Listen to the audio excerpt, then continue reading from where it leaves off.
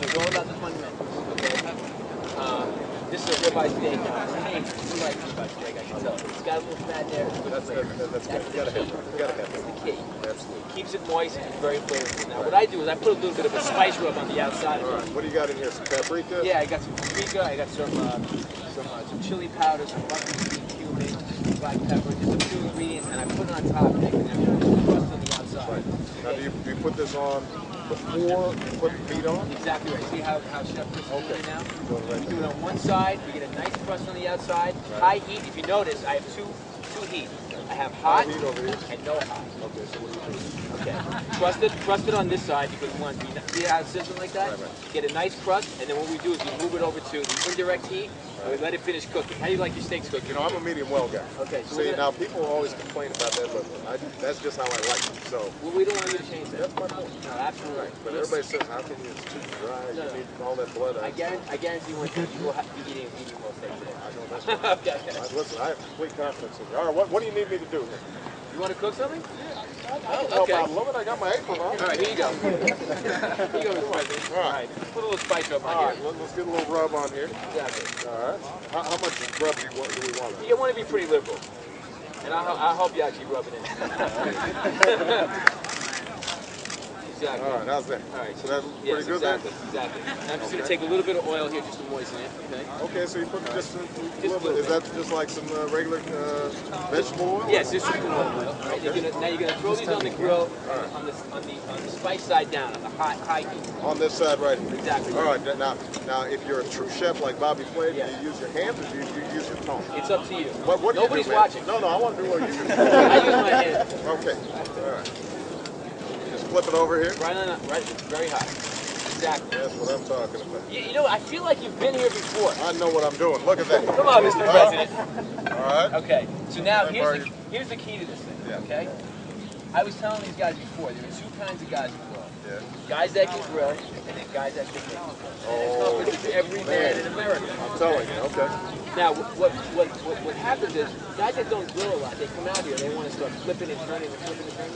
No, you want to flip this One time. You want to let the grill do its job. Don't mess with the grill. Exactly. You have a beautiful piece of beef here. Right. Just let it. Flavored it. We're going to let it cook, and let it get a nice crust on the outside. Now, but you do take a peek. No. You don't take a peek? See, I knew you were going to go there. That's when you start messing. You don't take a little peek? No.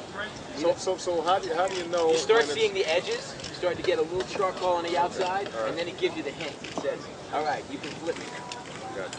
Okay? So we're going to let that cook for a little while. So if you end up flipping twice, that means that you can't really grill. Go ahead. Let's not go that far. Yeah, all right, what else we got some corn here. Now I'm going to teach a secret about corn. All right. Corn on the grill is fantastic, but sometimes it's very difficult because we don't want the corn to be nice and tender. We want to have a nice charcoal on the outside. So what I do is I peel back the husks and the silks, and I blanch the corn first.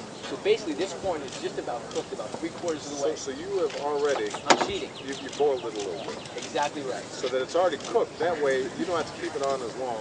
Exactly. Without it burning on the outside. You just want to get a nice char on the outside. Gotcha. Okay. Well, that's a good tip. So we're just going to put a What little kind bit of of little marinade is that? A little sauce there. Oh, here? Oh, that was just some oil here. No, this is my barbecue No, but sauce. it looks like you got some. Oh, that's the yeah. You You can got paint some basil. Yeah, can you paint that? Some basil and fresh garlic and some butter. Come on. All right. I don't feel like I'm giving you enough work to do. Man, I know what I'm doing. I know you. See, I knew you thought you were a good cook. I knew it. Absolutely. You know, you can't fool me. All right. Okay. Although I got to say, the White House, Chris does a pretty good job. So yes, she does. we don't end up having to do too much work. You have a wonderful staff in this White House. We don't end up having to do too much work. I think we can take those other steaks off the grill. These look good. Yeah. These look ready. Okay. Nice and juicy. Okay. And the reason, Good looking. even though this steak will probably be close to medium well, it's still going to be nice and juicy. That is a nice looking steak. You know what the key is now? We got to let this rest. You don't want to eat it. Well, you know what happens? If we cut this, the juices are really hot on the inside. He's absolutely right. You always want to let it kind of sit there for a little bit. So the juices cool down. So when you cut it, the juices don't run out. You guys catch that? Don't cut it right away. Exactly. I agree with that. Sir, we're going to need to grab it. All right, everybody, give Bobby Flay a big round of applause. Thank you very much.